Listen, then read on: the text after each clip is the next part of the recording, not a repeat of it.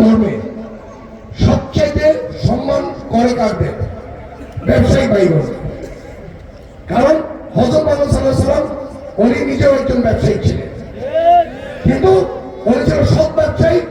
সবকিছুতে উনি ভালোভাবে ওনার মাত বলেন, ওনার কথাবার্তা বলেন, উনি মিথ্যা কথা বলতেন না, এইভাবে করে উনি চলেছেন।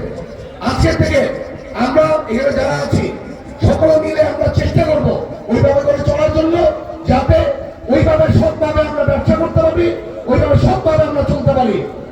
এটাই আমাদের সবচেয়ে ব্যবসায়িক ভাইদের উপরে সবচেয়ে প্রথম আমাদের সবচেয়ে বড় চাহিদা। গাউসিয়া মার্কেট হলো এশিয়ার ভিতরে একটি অন্যতম মার্কেট। এই মার্কেটের মাহফিল হবে সারা বাংলাদেশে আলোচিত ইভেন সুন্দর একটা মাহফিল। ইনশাআল্লাহ এই বছর থেকে এটা শুরু হয়েছে, এটা সামনের বছর ইনশাআল্লাহ আরো ভালো হবে।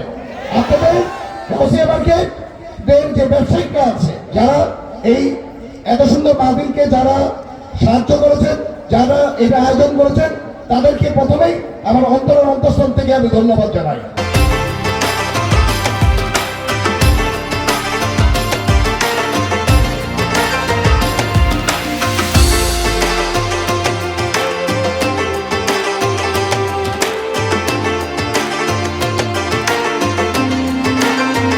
আমরা বিভিন্ন সময় বিভিন্ন জায়গায় বসেছি, ইভেন ইমাম সাহেবের দুঃখের কথা এবং আনন্দের কথা আমরা শুনেছি। ইনশাআল্লাহ ইমাম সাহেবের সাথে মিলে এই রাষ্ট্রকে চালার জন্য আমরা ইনশাআল্লাহ চেষ্টা করব।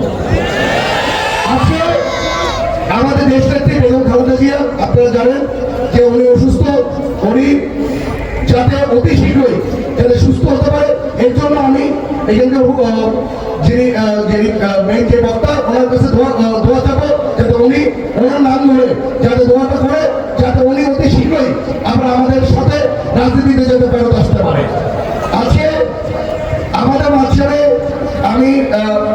আমি বলবো যে ওনার মতো একটি মানুষ থাকা মানে বাংলাদেশে একজন গার্জিয়ান থাকা। اللهم بارك لنا فيما رزقتنا وقنا شر ما قضيت। আয় মালিক, আয় আল্লাহ, আমাদের এই দেশকে আপনি হেফাজত করেন। আয় আল্লাহ, বেগম জিয়াকে আপনি সুস্থতার নিয়ামত দান করেন। তাকে যারা ভালোবাসেন তাদের পক্ষ থেকে আমাদের কাছে দোয়া চাওয়া হয়েছে। আয় আল্লাহ, দেশের জন্য তিনি রত্ন ছিলেন, কোনো সন্দেহ নাই। আপোষহীন ছিলেন, আপোষ করলে অনেক সুবিধাই নিতে পারতেন। মালিক, আয় আল্লাহ, দেশের মানুষের কথা চিন্তা করে, স্বাধীনতা সার্বভৌমত্বের কথা চিন্তা করে তিনি আপোষ করেন নাই। তাই তো সকলে আমাদের জন্য কবুল করেন।